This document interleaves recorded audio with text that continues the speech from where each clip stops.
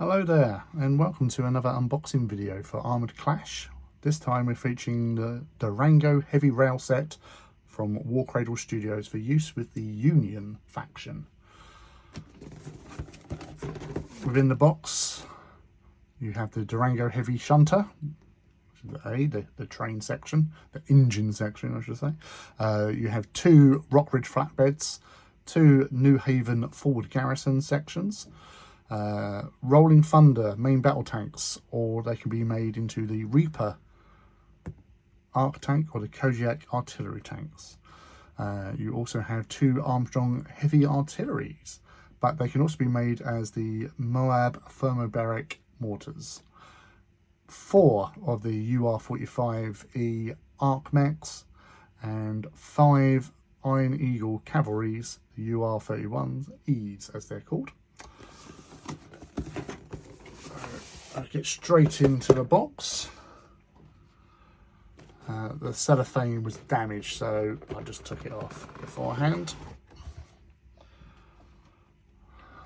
As always, the wafer thin flyer of the Armoured Clash, or dystopianwars.com, for all your needs for information and builds and orbats, of course. Chunk of resin and a bit of plastic. We'll put the plastic to one side for now.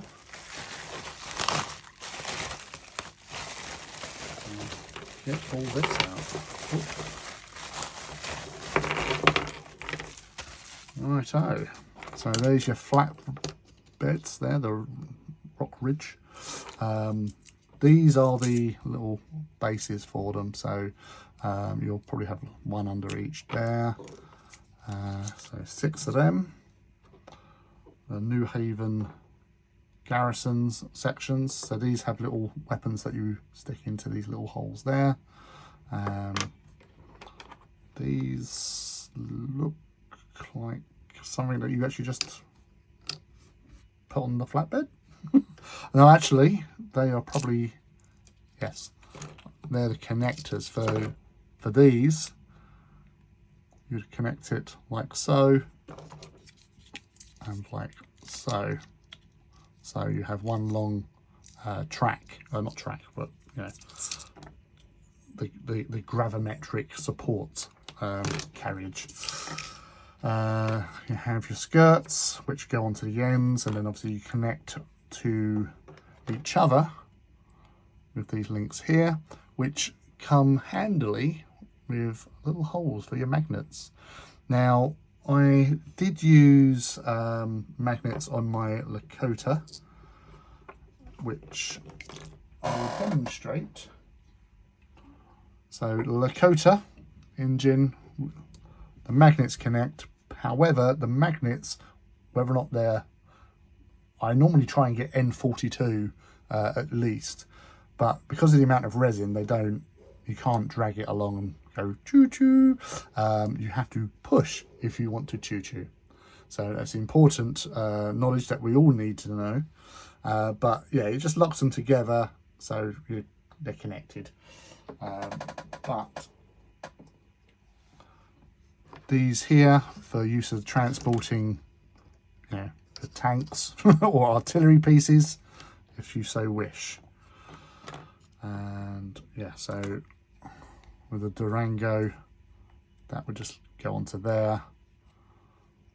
You have an AA mount which sits in the top of that section, and then on the back you put one of the skirts and a connector, so you can link it to the rest of the train. And then you also have like the little weapons here. So these are like little Gatlings that you stick into the holes of the New Haven garrison part carriages. Onto the plastic. So you got 3 sprues with bases, so obviously for the smaller like infantry type models, and for the cavalry units there. 2 main sprues, they're both the same. So with the again, cavalry units there, so you have 5 on each, because you have 2 of these onto the bases. So at least 5, so you've got 10 in total, but it's 2 per base on there. And they're the front sections that go onto the front of the bikes. They look like mini trains themselves, the Iron Eagles, but they're pretty cool. And we've got obviously some extra characters, so like gunners that you have here on there to go with the cannons, so the Armstrong or the Moab from a Barrack mortar. And yeah, so they're both the same sprues, so it's a light support option in some respects with your 2 tanks and artillery.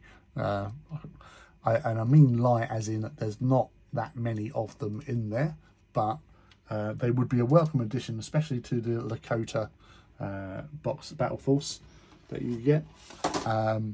But obviously as a transportation unit, you can stick some tanks on there and move them around. But they're a lovely little add-on for the Union, because I think with the Union they're going with that sort of Iron Dragon train feel, which was obviously very Wild West.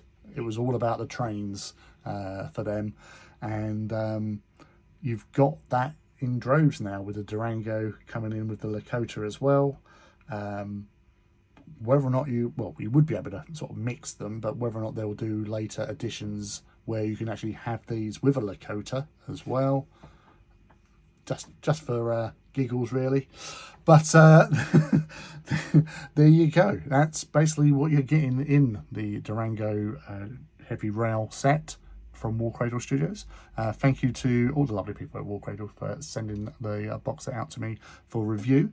The resin is splendid as always, and obviously once they're off the gates and obviously washed, easy to paint these. So it's something I'll look forward to doing in the near future. So thank you very much for watching, and I hope to see you all again soon. Until then, happy gaming. Take care.